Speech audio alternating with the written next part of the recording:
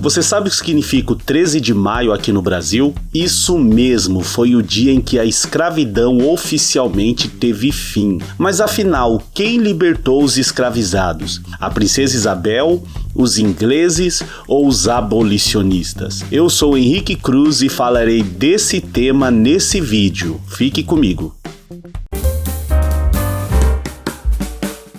Quando eu era estudante, lá na primeira série, foi ensinado para mim que a princesa Isabel era a heroína dos negros brasileiros, como a grande libertadora dos escravizados. Parecia que bastou ela pegar uma pena e escrever no papel que os escravizados estavam todos livres. Só que a coisa é muito mais complexa do que imaginamos. Ao mesmo tempo em que diversas forças pressionaram pelo fim da escravidão no Brasil, setores da elite brasileira eram frontalmente contra qualquer mudança estrutural aqui no país. Agora o canal Atualidade em Foco vai trazer para você os principais pontos dessa polêmica toda. Falaremos primeiro de como a Revolução Industrial impactou na escravidão no mundo, depois vamos falar do papel da Inglaterra no processo de abolição da escravidão no Brasil, também analisaremos o movimento abolicionista aqui no país, chegaremos então ao papel da princesa Isabel no dia 13 de maio de 1888 e finalmente vamos relacionar esse processo às condições em que vive a população negra no Brasil atualmente.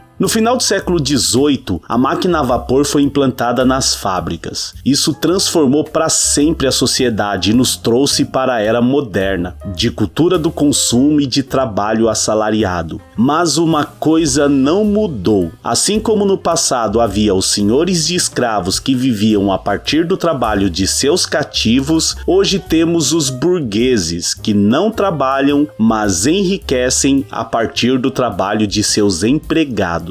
A verdade é que na era industrial, com uma nova forma de medir a riqueza, a escravidão entrou em desuso. Para a burguesia capitalista, era muito mais lucrativo usar trabalhadores assalariados do que trabalhadores escravizados. Você pode pensar, não seria mais lucrativo ter escravos que não recebem salários do que ter um trabalhador a quem terei de pagar todo mês? A resposta é não. Pense comigo, o escravizado era uma propriedade de seu senhor. Para ter um, era preciso comprar e não era barato adquirir. A partir do momento em que aquele ser humano lhe pertencia, você deveria mantê-lo, alimentando-o, vestindo-o e dando-lhe abrigo. Não teria o mínimo cabimento pagar caro por um escravizado e deixá-lo à míngua até morrer. Isso não seria lógico. É o mesmo que rasgar dinheiro. Por isso, ter um escravizado era mais custoso, porém lucrativo na antiga forma de produção baseada no mercantilismo. Com a industrialização e o capitalismo moderno, passa a ser mais barato ter trabalhadores assalariados, mesmo que se tenha de pagar todos os meses para ele. Pense comigo, uma escravizada grávida deveria ser cercada de cuidados pelo seu senhor. Isso porque, além de ela ser uma propriedade valiosa do ponto de vista da mercadoria, ela estava carregando em seu ventre um futuro escravizado que este senhor não iria precisar comprar. Daí a necessidade de cuidar dela para que a criança nascesse saudável e para que ela pudesse voltar ao trabalho sem maiores prejuízos.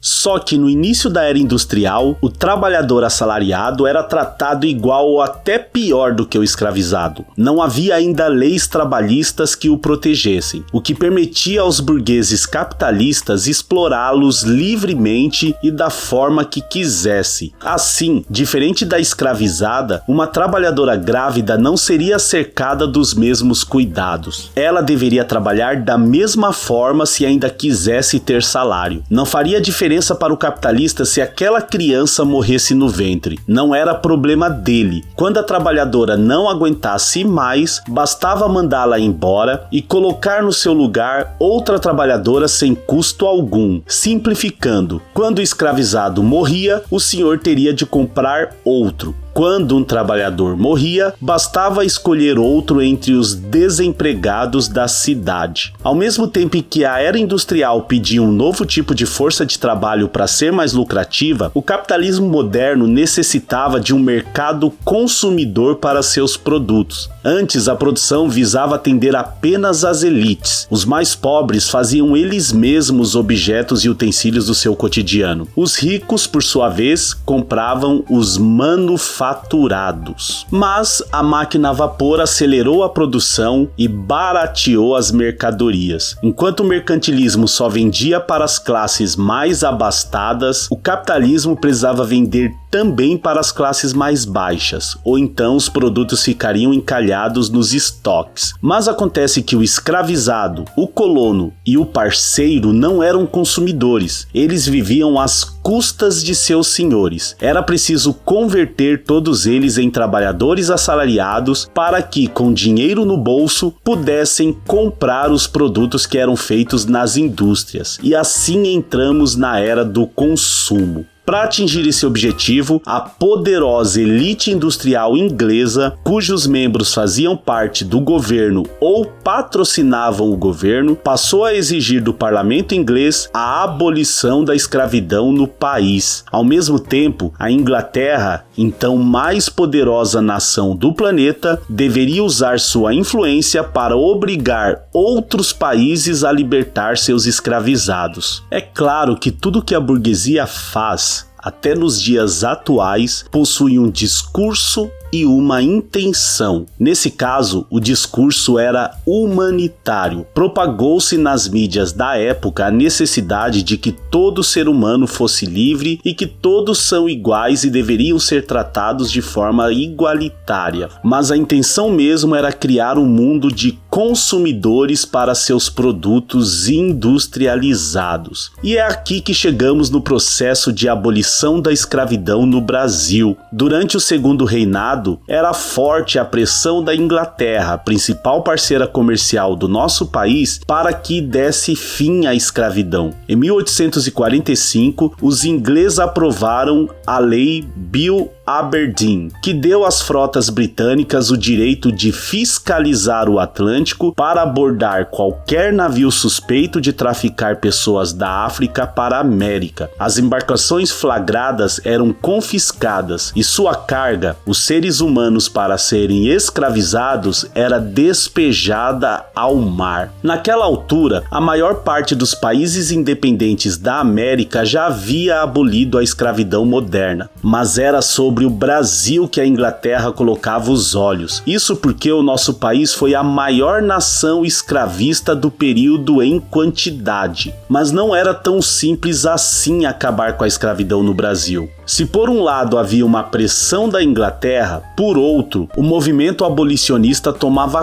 corpo. Jornalistas, políticos, empresários, membros da elite, pessoas simples e, obviamente, os próprios escravizados integravam os movimentos. Podemos destacar figuras como André Rebouças, Luiz Gama, José do Patrocínio, Abílio César Borges, Joaquim Nabuco, entre outros. Em suas produções e seus discursos, essas pessoas denunciavam a indignidade do trabalho escravo e o desprezo pela dignidade humana. Pessoas ilustres e pessoas comuns faziam o que podiam para combater a escravidão, desde propor leis na Câmara, arrecadar dinheiro para comprar alforrias e até mesmo esconder e abrigar escravizados fugitivos. Na outra ponta, a elite cafeeira, muito influente no governo e nos ouvidos do imperador Dom Pedro II, era frontalmente contra a abolição da escravidão. Defendendo os próprios interesses, esses grandes fazendeiros alegavam que a economia do país entraria em colapso por falta de trabalhadores e que os negros não saberiam lidar com o dinheiro, já que não teriam nascido para isso. Apesar de Dom Pedro ter mais medo dos cafeicultores, já que eram eles que o sustentavam no trono, o imperador também tinha receio de sua perda de popularidade. Com a sociedade polarizada, só restava tentar enrolar o máximo possível todas as partes envolvidas: a poderosa Inglaterra, os abolicionistas e a elite cafeeira. Para isso, isso, era preciso dar mostras de que o Brasil estava disposto a libertar os escravizados e, ao mesmo tempo, garantir para os grandes fazendeiros que isso seria feito de forma gradual e menos traumática possível. Só que, na verdade, só os interesses das elites foram atendidos. Antes de falar sobre as leis abolicionistas no Brasil, me permite um pedido? Se você está gostando desse vídeo até aqui, dê o seu like e se inscreva no canal. Se quiser e puder, seja membro do canal por apenas R$ 1,99 ao mês. Se preferir, faça um Pix de qualquer valor para a chave de e-mail que está na descrição. Obrigado pela atenção, vamos voltar ao tema. Algumas leis foram aprovadas para dar início a esse processo. Em 4 de setembro de 1850, foi promulgada a Lei Eusébio de Queiroz, que determinou a proibição da chegada de novos escravizados no Brasil. Isso quer dizer que estava terminantemente proibido o tráfico de pessoas vindas da África. Na prática, não mudou muita coisa. Mesmo com a lei, nunca se traficou tanto no país. Ao mesmo tempo, ela só serviu para encarecer e valorizar ainda mais o escravizado como mercadoria, criando um vultoso mercado interno. Cerca de 20 anos depois, em 28 de setembro de 1871, os parlamentares aprovaram a Lei do Ventre Livre, que determinava que todos os filhos de escravizados nascidos a partir daquela data seriam livres. Mas vamos com calma, o senhor de escravos não podia ficar no prejuízo. Para ser realmente livre, essa criança deveria trabalhar até os 21 anos, mas essa liberdade poderia vir aos 8, caso seu dono fosse indenizado pelo Estado brasileiro. Anos depois, em 28 de setembro de 1885, foi aprovada a Lei dos Sexagenários, a mais polêmica de todos. Ela concedia alforria a todos os escravizados com mais de 60 anos de idade. Mas vamos lá, em regime de trabalho forçado e exaustivo, quem é que chegava aos 60 anos de idade? Os que passavam dessa faixa deveriam trabalhar mais 3 anos a título de indenização. Há ainda um agravante. Estando liberto, como um ex-escravizado com mais de 60 anos de idade iria reconstruir sua vida? Como conseguiria trabalho? A verdade é que essas leis não tinham por objetivo acabar com a escravidão. Ao mesmo tempo em que a instituição delas buscava aplacar a pressão inglesa e acalmar os movimentos abolicionistas, suas condições de libertação na prática não libertava ninguém, mantinha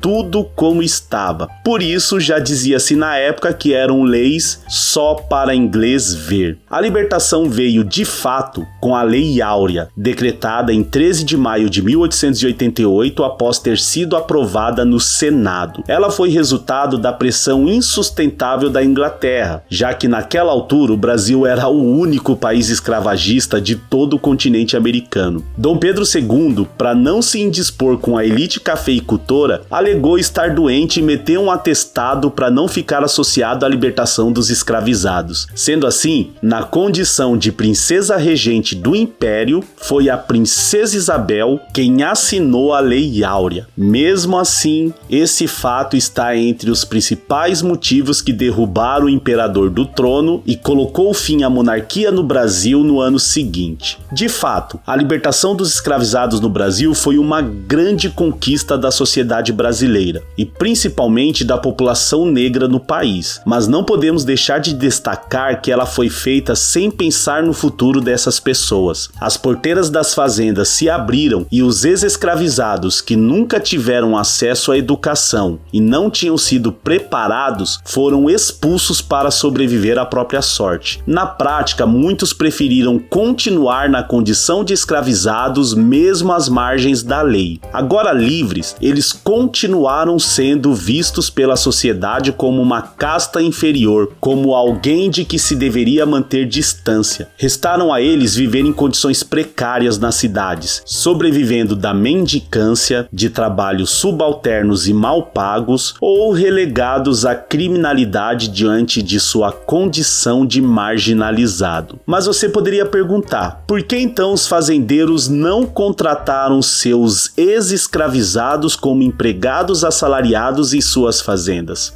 A resposta dessa questão é muito simples: racismo. Havia entre as elites intelectuais daquele tempo a ideia de que o Brasil era um país atrasado por conta da mestiçagem de sua população. O próprio imperador estava convencido de que não havia como o país se desenvolver tendo uma população de maioria negra e mulata. Daí o incentivo à vinda de imigrantes da Europa para cá. Além de substituir os escravizados nas fazendas de café, esses italianos, espanhóis, portugueses, poloneses e alemães poderiam com o tempo embranquecer o Brasil, dando assim condições para que o país se desenvolvesse. O resultado de tudo isso nós sabemos. A população negra é a mais marginalizada no país. Eles são a maioria entre os 10% mais pobres e a minoria entre os 10% mais ricos. Compõem uma minúscula fração dos que possuem cargos de chefia. São a maior parte dos moradores das periferias, vivendo na precariedade e cercados pela violência. São os mais assassinados pela criminalidade e pela violência policial. Isso não é por acaso. Basta relacionar com tudo que falamos até aqui. Alguém pode dizer, e no futebol? A maioria dos mais aclamados jogadores brasileiros são negros, como o Pelé, o Jairzinho, o Ronaldinho Gaúcho e o Vinícius Júnior. Sim, é verdade, mas preste atenção, quantos dos maiores jogadores negros da história se tornaram treinadores ou dirigentes de futebol? É isso, galera. Espero que você tenha gostado desse vídeo e que ele ajude nos seus estudos e no aprimoramento dos seus conhecimentos. Coloquei na descrição alguns vídeos relacionados sobre o tema, caso queira se aprofundar sobre o assunto. Deixe aí nos comentários sua opinião.